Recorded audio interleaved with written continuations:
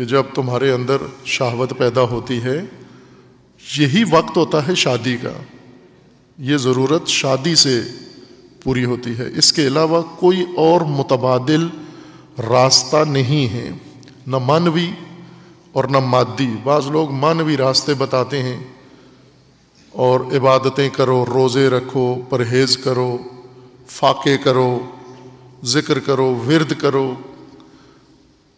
خوب اگر آپ کے پاس کوئی تعویذ ہے تو بھوکے کو دے دو کہ اس کو جب بھی بھوک لگے یہ تعویذ آپ کا ورد پڑھ لے، بھوک ختم ہو جائے، خرچہ کم ہو جائے۔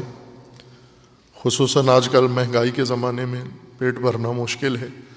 اگر آپ کے پاس تعویذ ہے گھر بنانے کے لیے، لوگوں کو تعویذ دے دو، ہر آدمی کسی جگہ جا کر پھونک مارے اور ایک بنگلہ بنا ہوا اسے وہاں اپنی زمین میں یا کسی محلے میں بنا ہوا کسی اچھی سوسائٹی میں مل جائے۔ خوب یہ ڈھکوسلے ہیں، انسانی فطرتیں تعویذوں سے اور وردوں سے نہیں تسکین پاتی۔ ان کے لیے جو اللہ نے قانون بنایا ہے، پیاس پانی سے بجھے گی، تعویذ سے نہیں بجھتی، بھوک کھانے سے مٹے گی، اس کے علاوہ کوئی متبادل بھوک مٹانے کا کوئی ذریعہ نہیں ہے کھانے کے علاوہ۔ کھانے کو آپ نے یہ دیکھنا ہے کہ حلال ہو، حرام نہ ہو، چونکہ کھانے حلال و حرام دونوں ہو سکتے ہیں، پانی اور مشروب حلال و حرام دونوں ہو سکتے ہیں، حلال بھی پیاس بجھا دیتا ہے، حرام بھی پیاس بجھا دیتا ہے، لیکن آپ کو حلال دین بتاتا ہے کہ حلال کے ذریعے پیاس بجھانی ہے۔ انسان کے اندر جب یہ تقاضا پیدا ہوتا ہے، شہوت انسان کی فطرت میں ہے، انسان کی طبیعت کا حصہ ہے، یہ شہوت شیطان نے انسان کے اندر نہیں رکھی، اللہ نے انسان کے اندر رکھی ہے۔ یہ ہم اس کو عملاً ارتکاب بھی کرتے ہیں اور زبانی طور پر شرمسار بھی ہوتے ہیں، اس کے متعلق رہنمائی دیتے ہوئے، اس موضوع کے متعلق بات کرتے ہوئے، اور وہی منافقانہ شرم ہے کہ شہوت ران ترین افراد اس بارے میں رہنمائی کے لیے تیار نہیں ہے، اس کو کہیں گے یہ بے شرمی ہے۔ مثلا ماں باپ کو پتہ ہے کہ اولاد ہماری آلودہ ہو چکی ہے، ہو رہی ہے، جوان ہو چکے ہیں، ان کے اندر اب شہوانی حس پیدا ہو گئی ہے، اور ہمیں اب اس کا رائے حل ان کو دینا چاہیے، یعنی ازدواج کا اہتمام کرنا چاہیے، شادی کا اہتمام کرنا چاہیے۔ اور دین نے ایسا ہی کیا ہے کہ بلوغ کے بعد فوراً فریضہ والدین کا بھی اور انسانوں کا بھی رکھا ہے کہ اگر آپ محسوس کر رہے ہو کہ آپ کے اندر یہ احساس شہوت کا پیدا ہو گیا ہے تو شادی کا اہتمام کرو۔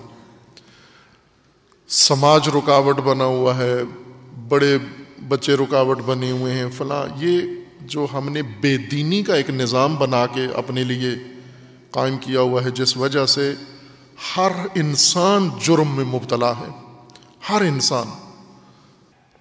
انسان کے اندر جب یہ احساس پیدا ہوتا ہے، اس کو ضرورت محسوس ہوتی ہے، انسان بالغ ہوتا ہے، بلوغ کی عمر کو پہنچتا ہے،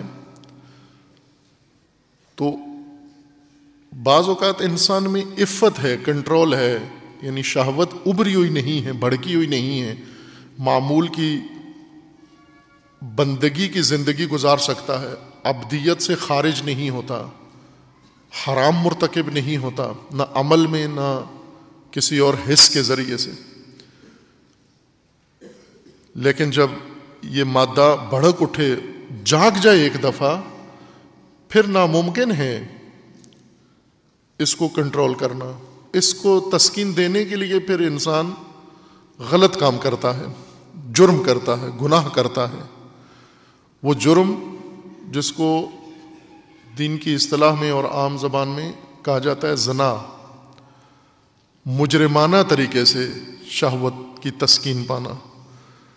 اس کی کئی قسمیں ہیں زنا کی۔ ایک دوسرے کے ساتھ زنا یعنی شہوت رانی کا جرم، مجرمانہ کام، اور یہ مجرمانہ شخص جس پر غلبہ شہوت کا آ گیا ہے، شہوت کی تسکین کے لیے کئی طریقے اختیار کرتا ہے۔ بعض ماں باپ کی وجہ سے غلطیاں کرتا ہے. یہ ماں باپ اس جرم میں شریک ہیں جو بچوں کی شادیاں نہیں کرتے, اور یہ بچے زانی ہیں. ماں باپ بنا رہے ہیں اپنے بچوں کو زانی, اس بات پر اکسا رہے ہیں. زنا کس طرح کا؟ ایک اپنے ساتھ, ایک زانی ہے اپنے ساتھ کرتا ہے یہ کام, یہ جرم. جو ابھی ایک معروف عالم وہابی مسلک کے مشہور شخصیت اور یزید کے حامی جنہوں نے یزیدیت کا عالمی سطح پہ دفاع کیا, ذاکر نائک, اس نے باقاعدہ اس عمل کو کہا ہے کہ یہ جائز ہے, یہ ٹھیک ہے, یہ بہترین ہے, یہ کرنا چاہیے سب کو. اگر کوئی اور شادی نہیں ملتی, کچھ بھی نہیں ہے, تو یہ عمل کرو, آپ استمنا کرو, خود لذتی حاصل کرو. خوب ظاہر ہے جب انسان اتنا معیوب ہو جائے ذہن اس کا, کہ اس کو یزید سے قباحت نہ آتی ہو, گھن نہ آتی ہو, یزید کی پلیدی اس کو سمجھ میں نہ آتی ہو, تو وہ باقی شریعت کے احکام کو بھی اسی طرح سے مسخ کر کے پیش کرے گا. حرام خدا کو حلال قرار دینا یہ ایک یزیدی انسان ہی کر سکتا ہے, ورنہ حلال خدا کو حرام کرتے سارے ہیں لیکن قرار نہیں دیتے, کہتے نہیں ہیں کہ یہ حرام حلال ہو گیا ہے. ابھی سود سارے کھاتے ہیں لیکن جانتے ہیں کہ حرام ہے, کوئی نہیں کہتا حلال ہے. زانی بھی نہیں کہتے کہ یہ عمل حلال ہے, کہتے ہیں حرام ہے. لیکن یہ یزیدی عالم یہ کہہ رہا ہے کہ یہ جائز ہے, یہ کیا کریں آپ.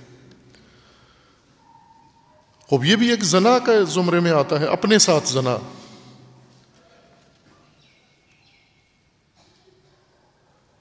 کون کرا رہا ہے؟ ماں باپ.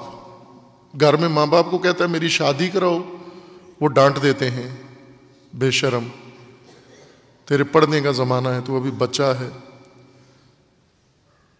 وہ اس طرح کی بےہودہ باتیں کر کے اب کیا کرے وہ؟ یا کسی اور پہ تجاوز کرے گا جس طرح سے کر رہے ہیں چھوٹے چھوٹے بچے اور بچیوں پہ تجاوز کر رہے ہیں, یا پھر اپنے ساتھ تجاوز کرے گا. اور والدین ہیں اس عمل پر مجبور کرنے والے جو بچوں کی شادیوں کو ٹالتے ہیں.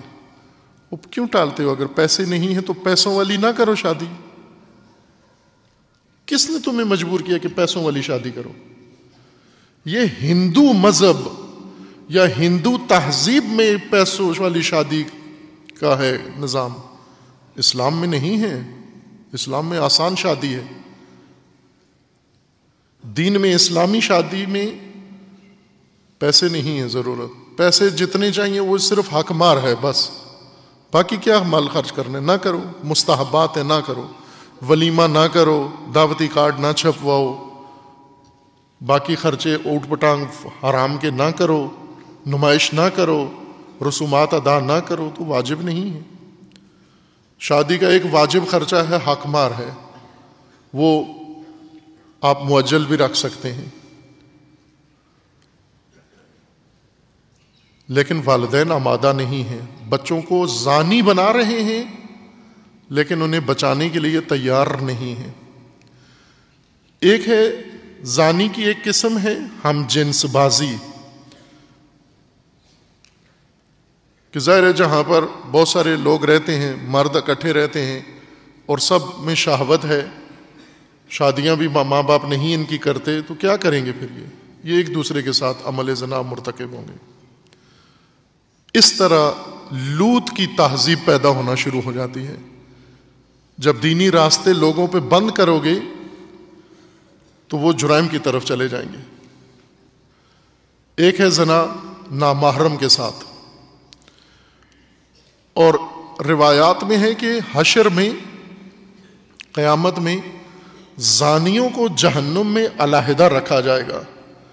سخت ترین جہنم زانیوں کے لیے مختص ہے, اور اس میں کچھ ایسے لوگ بھی ہوں گے